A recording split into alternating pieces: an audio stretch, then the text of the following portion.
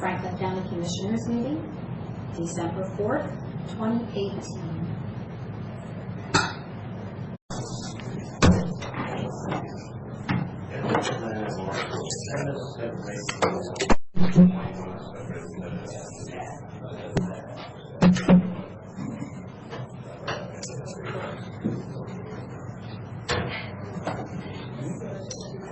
Good morning, everybody. Apologize for being a minute or two late here. I think I found every traffic light on Sylvester today.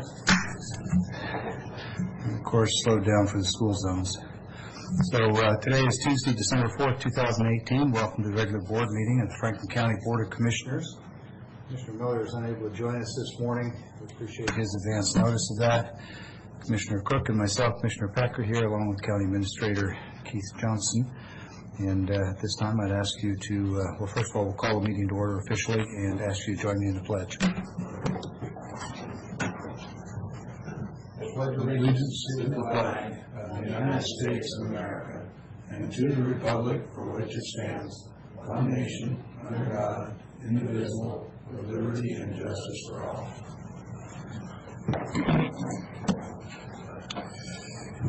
All right.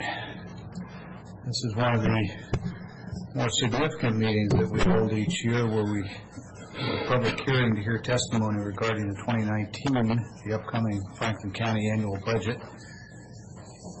I want to, before we get into this too deeply, extend my appreciation to the auditor staff and to Mr. Johnson and all the other people who had a hand in doing this. As I mentioned last week, we've taken a bit of a departure from how we've done this in the past, and it, in my opinion, has had two things that the board finds beneficial. One, it chews up less of our time, and I admit that that's a bit self-serving, but more importantly, much more importantly, is that it puts in the hands of the people who have more specific budgeting and financial expertise.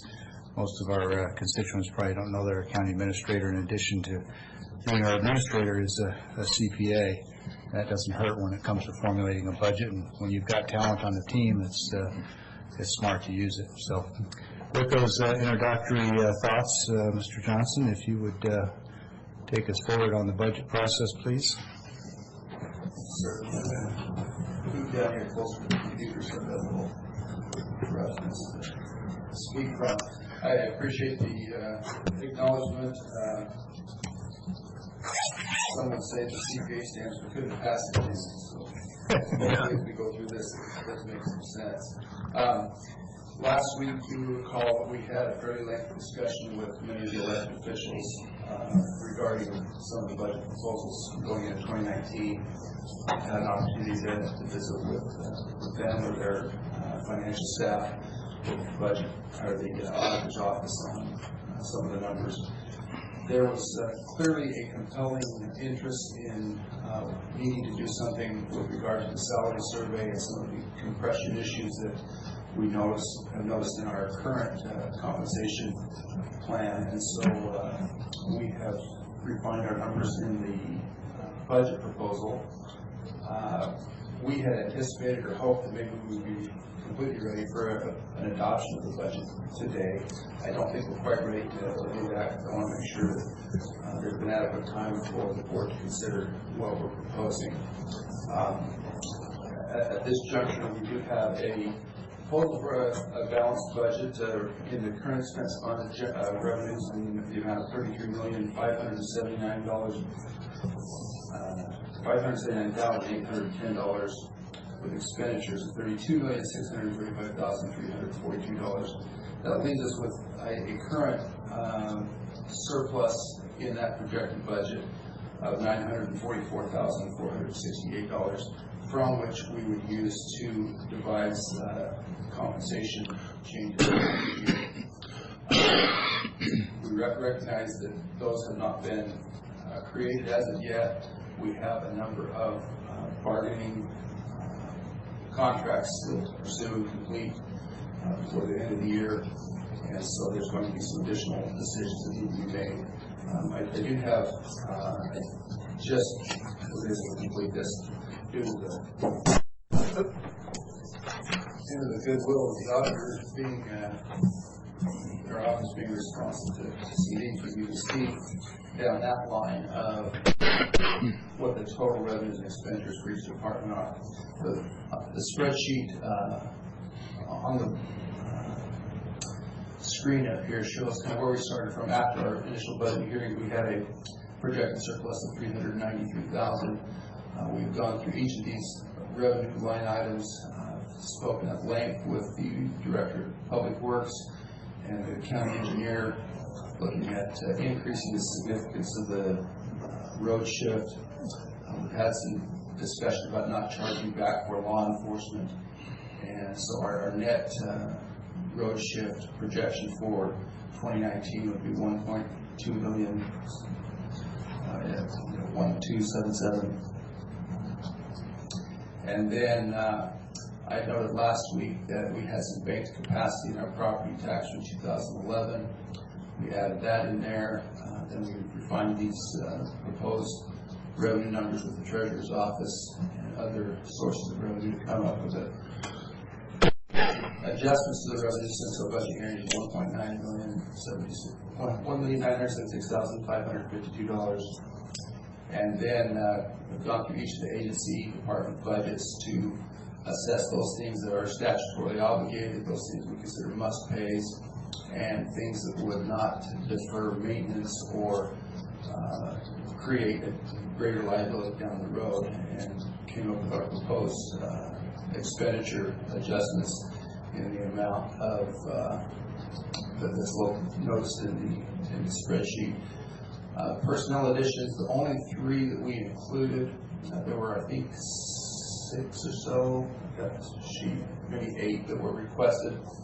We approved the WSU part-time extension agent. One of the 2 requested lieutenants in the corrections office, but we've added a factor in there so that the sheriff can advance one of the deputies to a lieutenant position. And then our planning and building personnel costs that need to be factored into next year's budget. Capital requests, there were a number of items that were requested by the facilities department. They had requested about $86,000. We have suggested approving the funding of $43,000. We can go through the specific list of those items if you would like to do that. The x-ray machines at the security building, we suggested that that be approved, and some radios in the sheriff's office.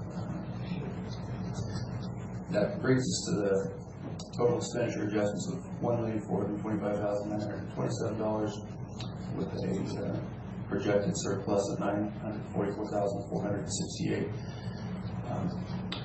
I worked with with Carly in HR. She has presented. I haven't fully reviewed or digested the proposal, but at least preliminarily, I think it's a great suggestion. We will probably be bringing that shortly before the board for more formal approval. But it breaks the implementation of the salary compensation review into about 6 different phases. We would start with those issues that are most egregious or most concerning, and then work back from there to try to resolve all of those issues that we've discovered in that compensation review. Most of these average, when I said 6 phases, most of these average around $100,000, give or take a few. So kind of depending on the goal of the board, we could implement 1 or as many of those phases this year. In addition to implementing that compensation review, which, as I said, was very important to the elected officials and department heads. We recognize that a decision on any COLAs have not been made yet for next year. We're still negotiating with our labor unions.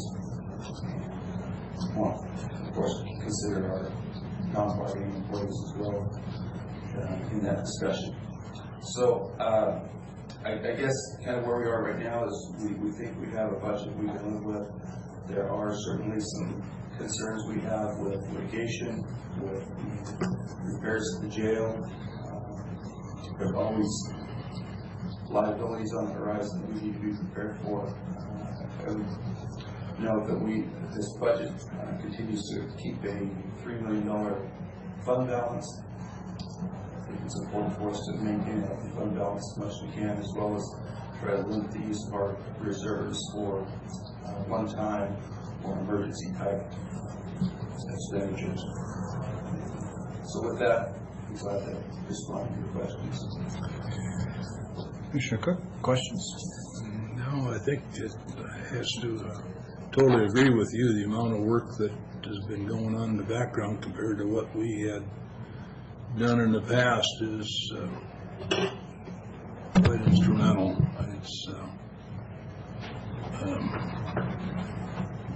we spent a lot of time going over every line item in the past, and that's helped considerably.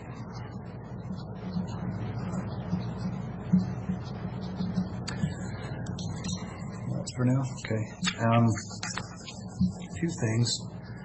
First off, given that the budget is not ready for adoption, there's no need for a public hearing today.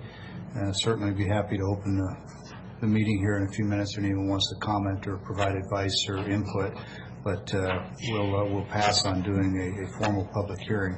We'll do that presumably next week with final adoption.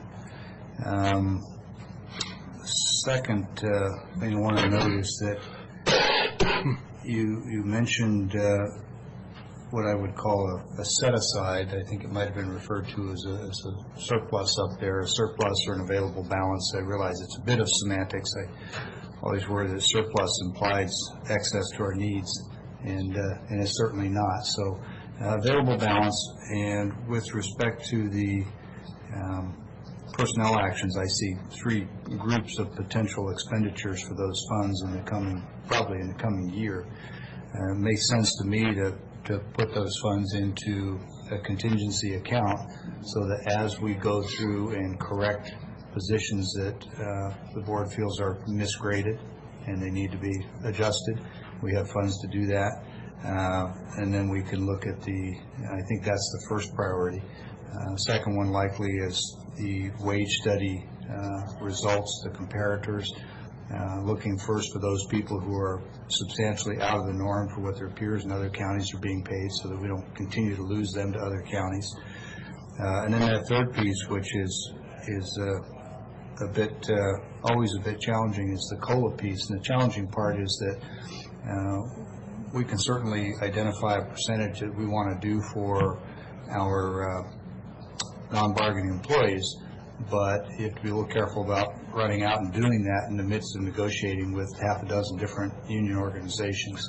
And we don't certainly want to presuppose what those amounts should or shouldn't be for the unions until we engage in good faith bargaining and negotiations. So, but those are the three pieces I see, and it makes sense to take those personnel funds and put them in a contingency where they're available, but they're not yet obligated to a specific line. It gives us a lot more flexibility. And then we won't have to open the budget to. Yeah. Well, and my fourth point would be we don't have to open the budget. No, you're right, absolutely.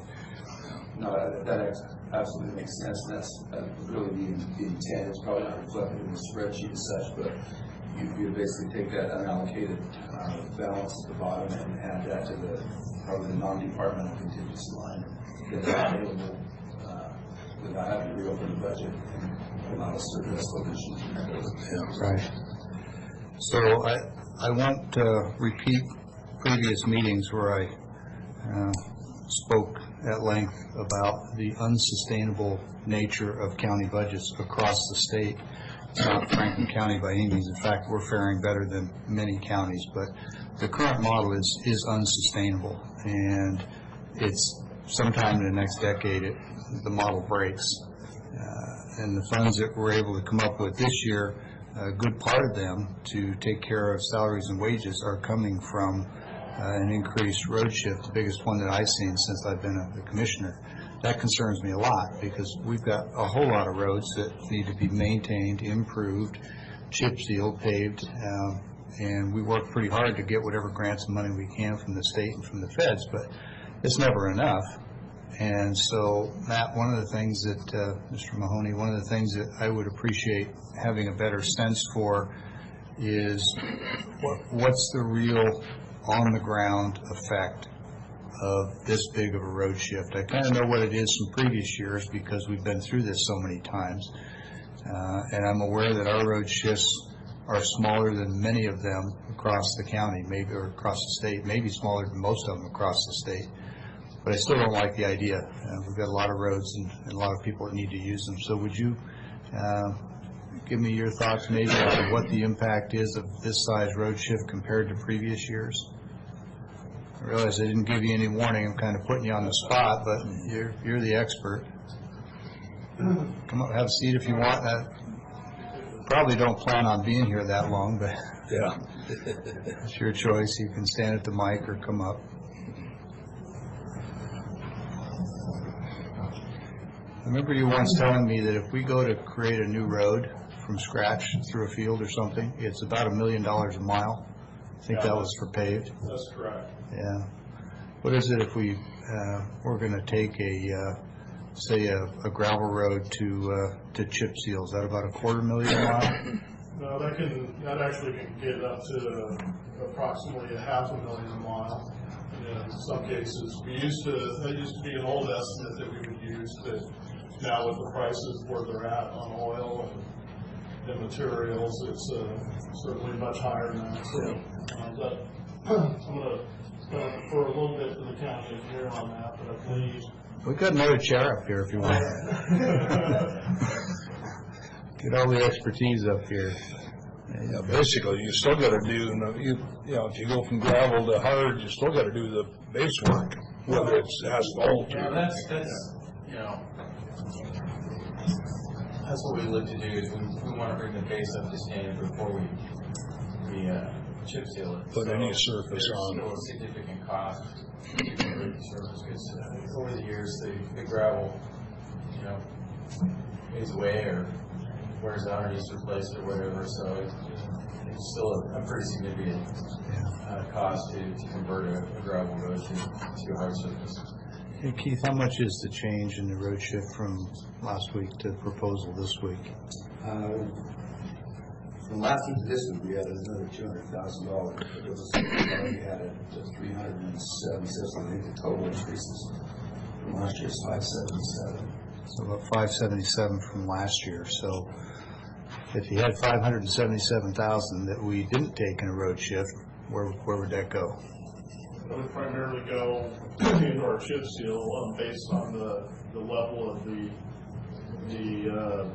proposed levee shift. Certainly, that was an area that we had to cut. As I explained to the board in the past, we already run a very, very small crew compared to many other counties that are our size or smaller.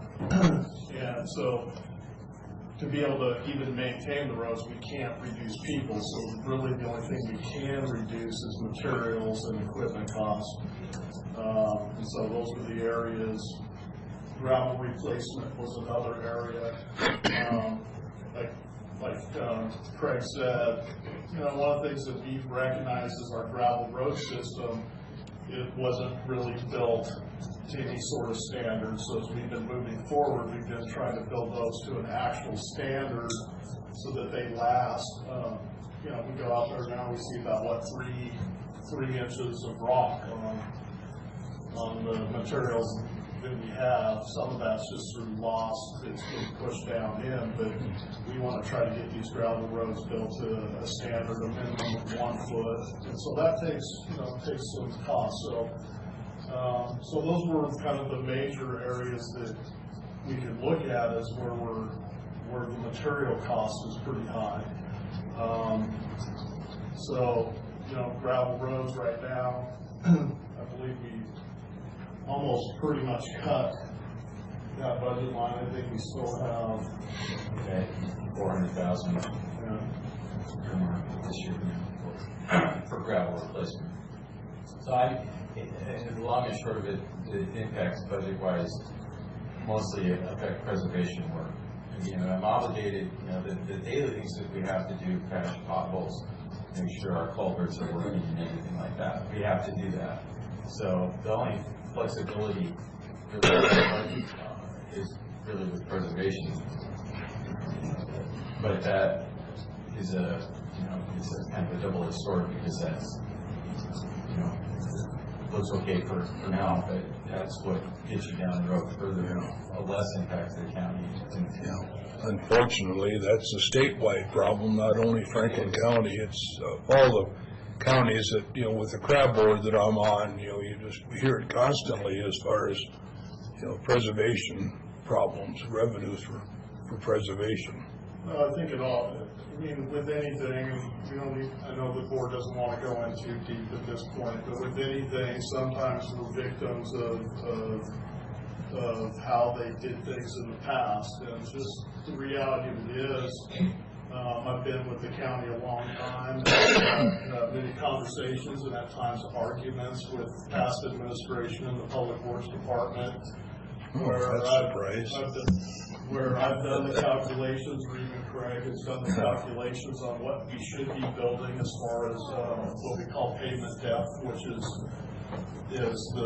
all of the crust surfacing and the pavement on top, regardless of what type of pavement. And we've never, just in the past that we weren't doing what we should have.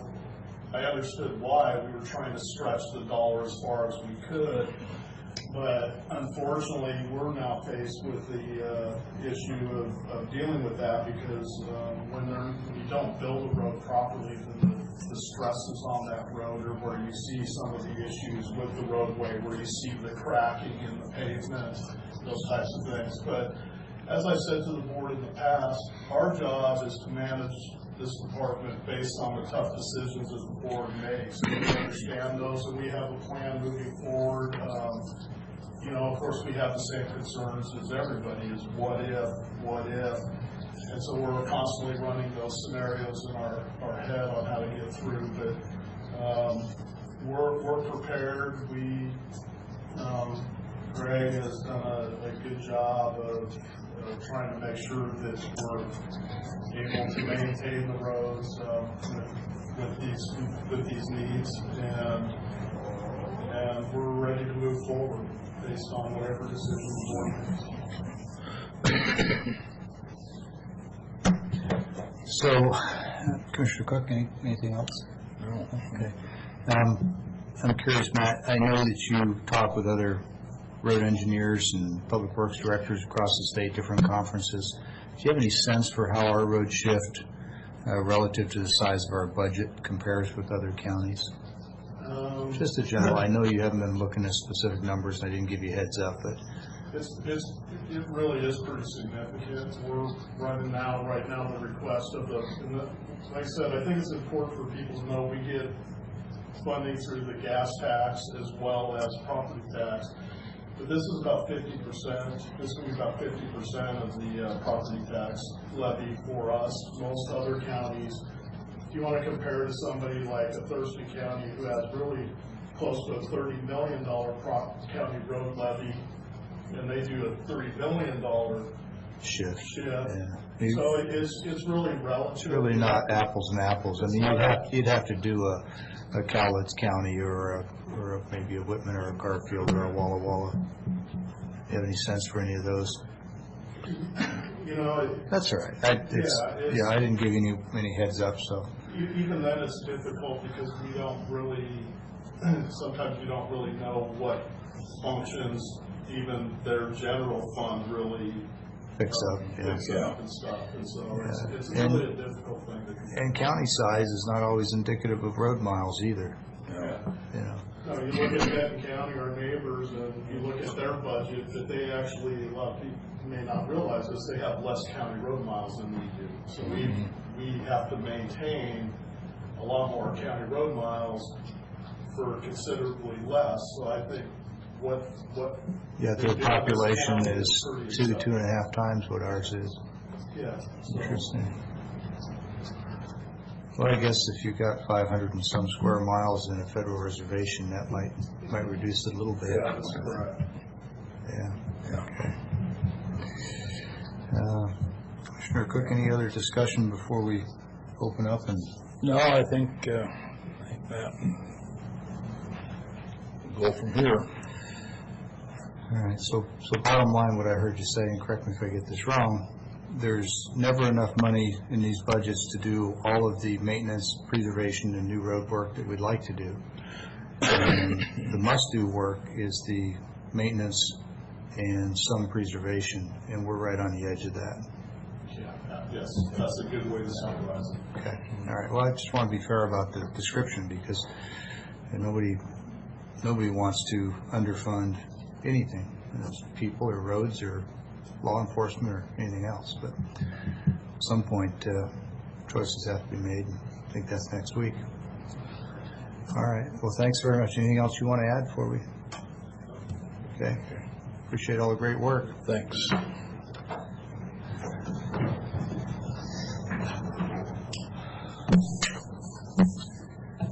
Okay, we're going to have a public comment here in just a second, Keith, but on this other business, these various resolutions, there are, really number 3 is maybe the only one we proceed on today, or do you need all those I today? think we could proceed on all 4 of those. I don't have a Oh.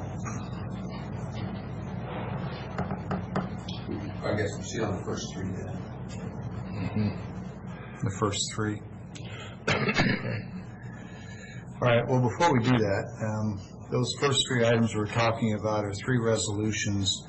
One is setting a levy amount for the Franklin County Road Department at 1.87%. We've spoken many times about how the law only allows us to collect 1% more property tax money than we did in the year previous. Back several years ago, we found a way to skinny down the budget, and we didn't take the full 1% increase. And when you don't do that, you're able to bank that and set it aside and use it in a future year when times are tougher. And we think this is that year. So that dollar increase, instead of being 1%, would be 1.87%. And then on the county current expense budget, the same scenario, but 1.803. But it has the effect that in a normal year, for every $100 we collected in property tax, the most we'd be able to increase it would be to $101. This year we'd be able to increase it to $101.87, and in the case of current expense, $101.80. It's real. It's an increase. I think based on the conversation we've just heard, it's unavoidable. And I think that's all I wanted to speak to before we opened up. So let's move to public comment, Keith, and then we'll come back to the other business and approve these. We'll get some feedback on these. Anybody wishing to share any thoughts, preferably on budget-related matters, but certainly on anything Franklin County-related? Morning, Mr. McMullen. McMullen, ASCO. One of the considerations, and I'm certainly not advocating for a change or a return to an old policy, but when we change the slope on the shoulders of our county gravel roads to a 1 to 4, I believe it is, grade, that also increases the demand for materials. If you're trying to increase from 3 inches of gravel upwards and work up to a foot, you also have to expand those shoulders and bring in materials to expand that. And that adds considerably to the needs beyond just the traveled road surface. So that is one consideration. And the other question I had in regards to the budget, very small item, but there was $66,250 for WSU extension. Not sure I've got that number correct, but I'm wondering what is the requirement upon the county? I thought those were funded by state positions, and so I'm wondering what part the county plays in an additional position in funding that. Yeah, we both know the answer. Go ahead. Well, thank you. Great question. And yes, the Extension Office is jointly supported by WSU and the county. And they had requested an additional part-time program support specialist for their office, primarily doing work in 4-H and youth programs. It's not a legal requirement that we fund that, but felt like there was some good benefit to the extension program. And Kent, if it's okay, I know you farmed in Franklin County for many years, and I know you're now working with other farmers and covering a lot of ground, so you see a lot more of our roads along than we do. And two, my perception from talking to folks in the ag community is that these extension programs are highly beneficial, and they provide a good level of actionable, usable information to improve and protect ag in the county. I'm curious. I'm not asking you to give a review or a grade to extension, but do you feel that my perception on that is accurate, or do I need to do some more homework? My feeling in discussions over the years, you'll see that there is generally fairly strong support for WSU extension and continued research. And a lot of farmers are very disturbed when those positions have been eliminated in the past. So, yes, I think there's benefits derived for the agricultural community for that. When we can get a shared funding with WSU, I have perceived it as a pretty good value. I don't recall us cutting any of the ag research positions in the time I've been here. It could have happened and I've forgotten, but I think the board has been pretty supportive of it, and that's why your opinion was important. Okay, thank you. Anybody else want to speak to the board on any county business, budget or otherwise? Jen? No? Always good when the attorney doesn't need to talk to you. Okay, well, let's move on then to other business. Let me ask before we go any further, anybody have any specific concerns about us using the banked capacity from several years ago, where we'd be going from a 1% increase in the actual raw property tax dollars to $1.80? Yeah, I do.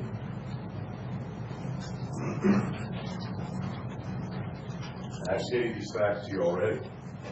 Since 2008, our property taxes have almost tripled. With the increase in water and power, seed, fertilizer, and all the commodities it takes to raise a farm, we can't keep enduring a tax increase that is going to basically put the farmers out of business. I want lots of farmers, not big corporate farmers. Yes, I have a big problem with it. Mr. Didier, are you interested in taking a question? Absolutely.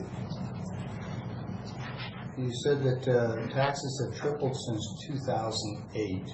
I didn't say they tripled, I said they almost tripled. Oh, okay, thank you for correcting that. Almost tripled since 2008. Yes, they're $3,000 shy of tripling.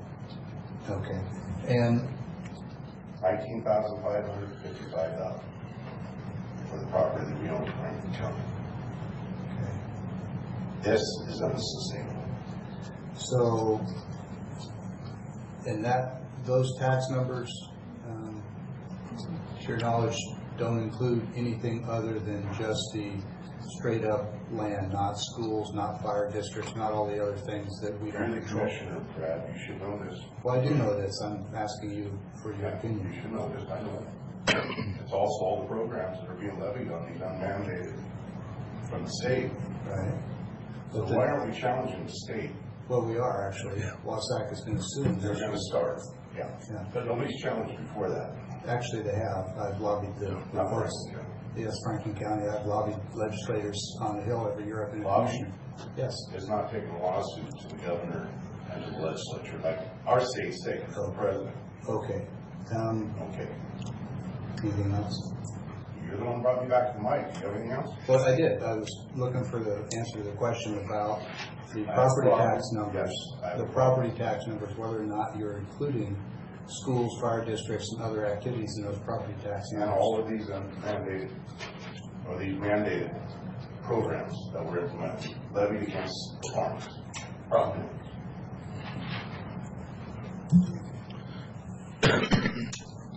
So for the benefit of the audience and people listening, the information I was wishing to share there is that our property tax burden is a function of what the county levies, what the independent fire districts and all the independent districts that elect their own commissioners, what they adopt. In Pasco, as you've heard me say in the past, my property tax bill, 72% last time I calculated, goes to schools.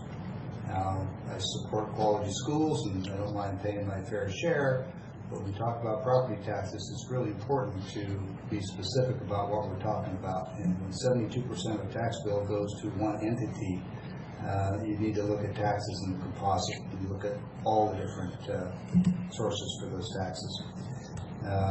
With respect to farm ground, a couple of things have happened in Franklin County. Those that are in production, they're producing farm ground, round numbers, those properties are taxed at about 1/4 of their market value. So if a piece of irrigated farm ground is selling for, in today's market, $10,000 to $15,000, the farmer is actually paying tax on a value of about 1/4 of that market value. I'm not making a value judgment or statement about whether that's right or not. It's tough enough for farmers to make a profit, and when commodity values go down and equipment costs and taxes and everything else go up, I'm sure it's extremely difficult.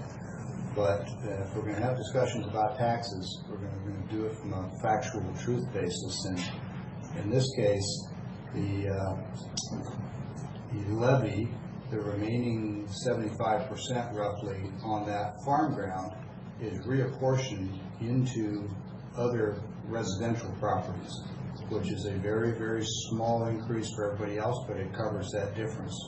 We do that because we value farm, we value ag, and that's how that offset is funded.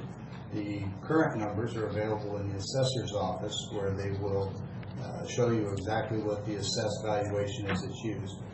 Second thing that has really changed the tax dynamic is that farm ground in Franklin County has gone up so much in value that escalates the tax, and it reduces the tax effectively on other areas where values have gone down.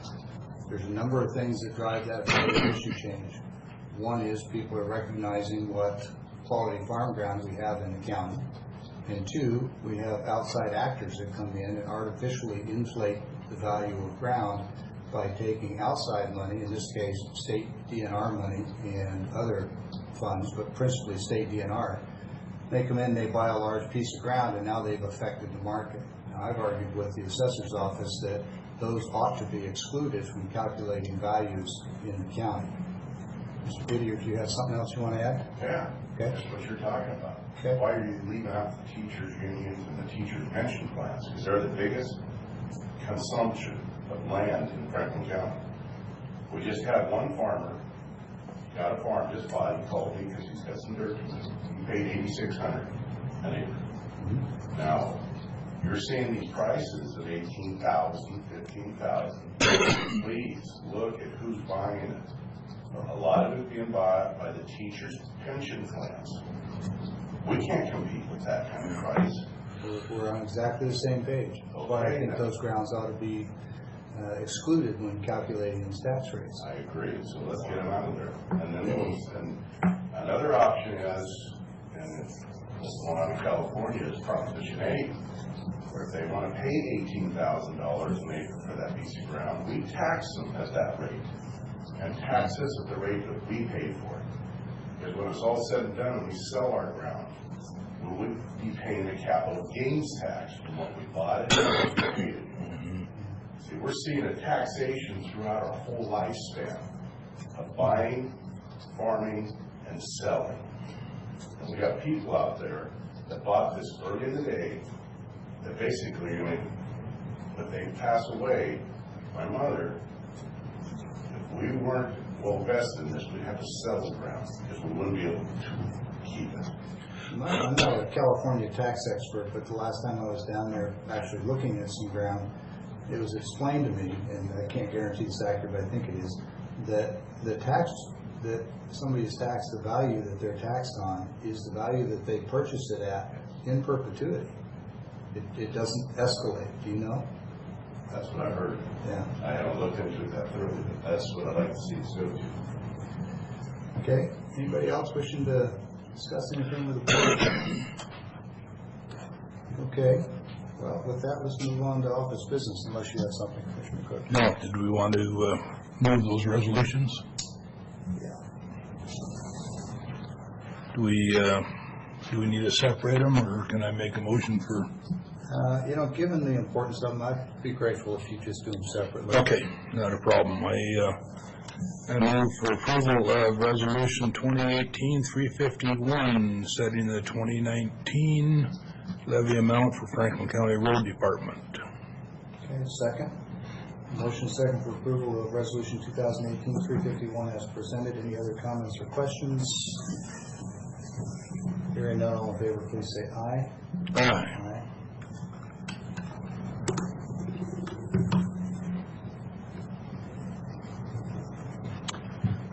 Second of three is Resolution 2018-352, setting the 2019 levy amount Franklin County current expense. Okay, I'll second. So motion second for approval of Resolution 2018-352 as presented. Comments or questions? All in favor? Aye. Okay. That also is approved. Third and final for this morning at this point is a letter to the assessor setting the 2019 Veterans Assistance Fund property tax at, minimum amount allowable by the statute generated by the property tax assessment for Veterans Assistance Fund. Okay, I'll second. So motion second for approval of the letter to the assessor for 2019 Veterans Assistance Fund tax levy. Comments or questions? All in favor? Aye. There's been a little bit of confusion, I think, in the past about this veterans levy. It is required by state law, and the amount that we just approved is the minimum the state law allows. I'm sure in future years, as that program grows, we'll reevaluate that. But for now, that's the appropriate amount, I think.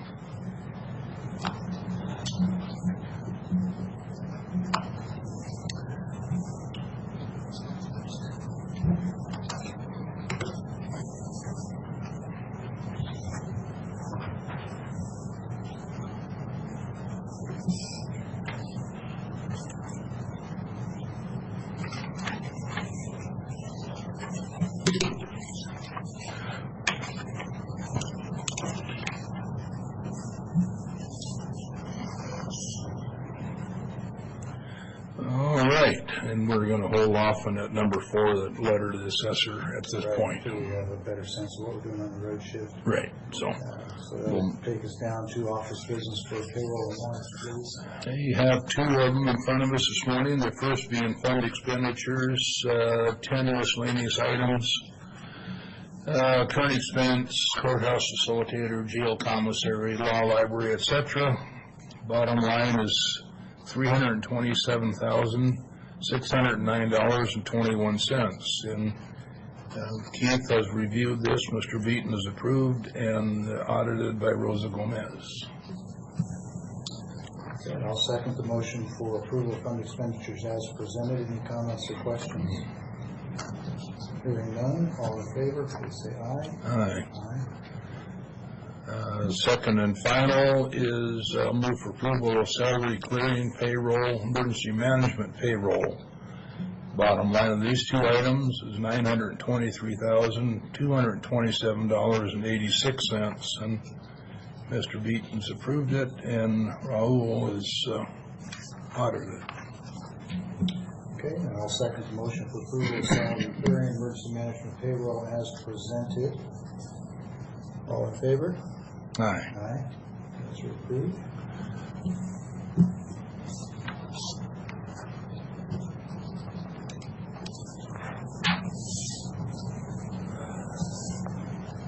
And let's see, do we have any more payroll or warrants this morning? That was last and final. Okay.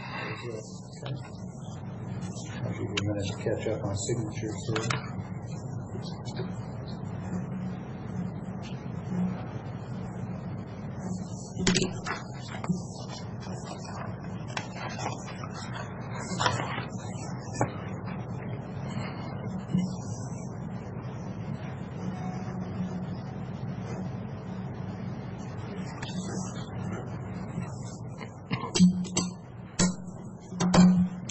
right. So With consent that- agenda. Yep, we got 8 items this morning. Are there any of these that you wish to pull for separate consideration? Negative. I would move for approval of or consent agenda 1 through 8 as presented. Motion for approval of consent agenda as presented. I'll second. Any comments or questions, discussion? Negative. Okay. Been through these a few times already.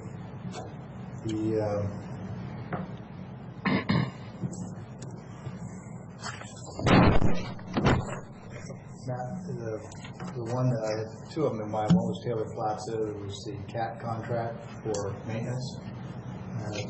Is that hourly rate this year pretty consistent with what we've seen in the past? Not familiar.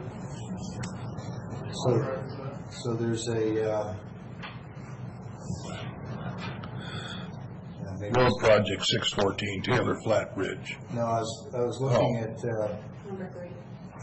That's yeah, Western States CAT.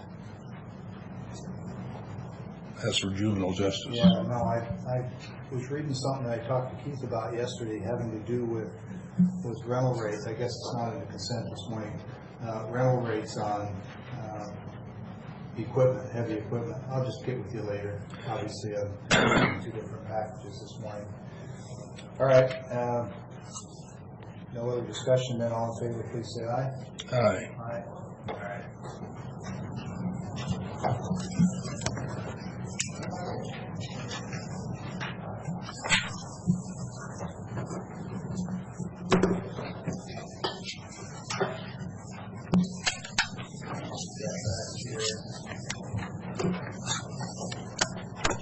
Keith, are you anticipating any need for executive session today?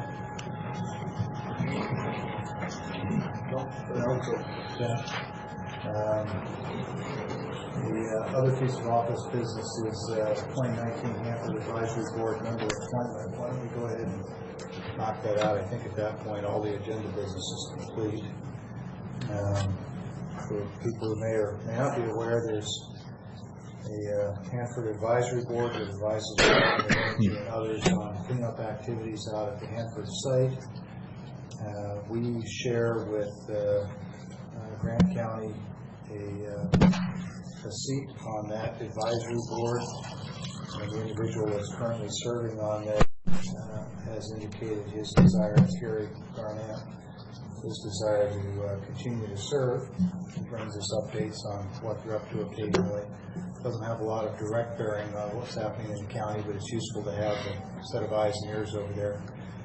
So with that, Commissioner Cook, any objection to reappointing Mr. Garnett to this position? Negative. Okay, we've had no other applicants, so. He's been very beneficial. Okay, so I'll just take that for consent and we'll forego a motion. I'll sign it after the meeting. Okay, I guess we can go ahead and sign these.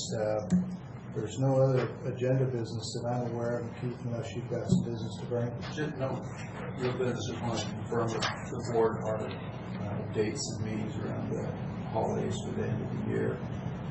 We anticipate that we will be able to approve the budget on the 11th. We'll have a meeting the 18th, but the week of Christmas, I'm not sure that, we haven't already canceled that, have we, Karen? I asked them. Yeah, so it would normally fall on Tuesday, but in the event that the Tuesday is the holiday, it falls on the next business day, which would be Wednesday the 26th. At this juncture, I don't believe we will have a need to have that meeting. Just want that on your radar. And then, yeah, and then the following week is the New Year's holiday. We will plan a meeting on the January the 2nd, which is a Wednesday. And if I remember right, we'll gather upstairs here at 8:30 for the swearing in of the new electeds. Yes, sir. What day is that? January the 2nd, Okay. Wednesday morning. All right, well, let's go ahead and sign the consent items. We do have public comment opportunity left here, and if anyone wishes to make further comment with the board, you're welcome to do that now. If you have to doing it while we're getting these documents signed, happy to wait till we're finished signing. It's your choice.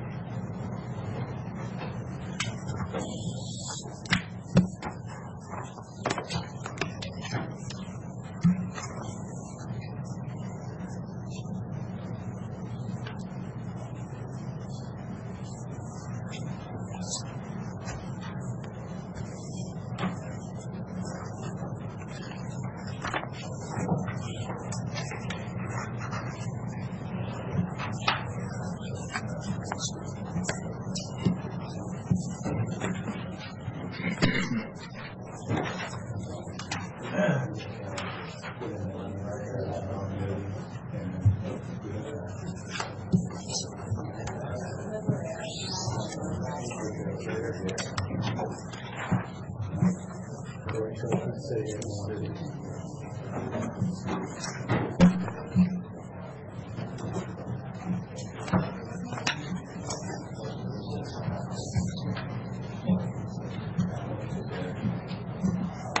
got it on our clock, right? That's all right. You ready? We are. Okay, that completes the consent agenda items. Administration office business was Hanford Advisory Board member appointment. We've already done that. We've reappointed Mr. Barnett. Next item is public comment. Anyone wishing to meet with the board? Okay, not seeing any. Do we need an executive session this morning? Commissioner Cook, any additional business? Negative. Okay. Don't have any additional as well. So with that, we are adjourned at 9:58.